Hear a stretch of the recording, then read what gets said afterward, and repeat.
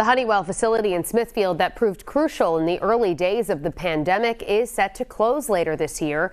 Honeywell has told the Department of Labor and Training that the 122 people still working there will be laid off starting in April. 12 News reporter Matt Paddock breaks down the history of the facility and joins us live in studio with the latest. Matt? Well, Shannon, the Honeywell facility in Smithfield has had its ups and downs, gaining national notoriety during the height of the pandemic. Then just a year later, for slashing hundreds of jobs as demand for N95 masks fell.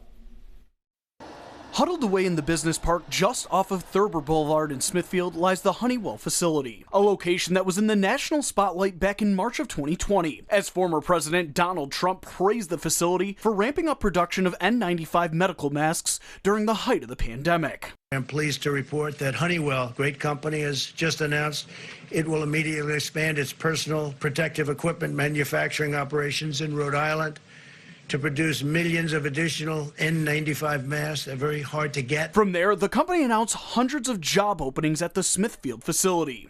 In addition to the masks, we're also increasing production in our safety eyewear, goggles, and face shields. This created a need for more than 500 jobs here in Smithfield. Fast forward to May of 2021, Honeywell announced major layoffs here in Rhode Island, cutting over 400 jobs. Eric Krantz, a spokesperson for the company at the time, stating the reason for those layoffs is, quote, a dramatic reduction in demand for N95s in the U.S. Now, nearly 2 years later, the company sent an announcement of planned action to the Rhode Island Department of Labor and Training, stating that they'll be closing the site permanently, taking with it 122 jobs. Sharing a statement with 12 News that reads in part, we realize this affects valued employees, which is why we will make extensive efforts to retain affected employees. Honeywell will offer severance and outplacement assistance to support eligible affected employees to help them pursue jobs within Honeywell or elsewhere.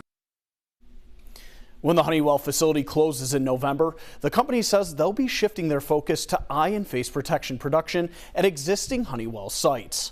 Reporting live in studio, Matt Paddock, 12 News.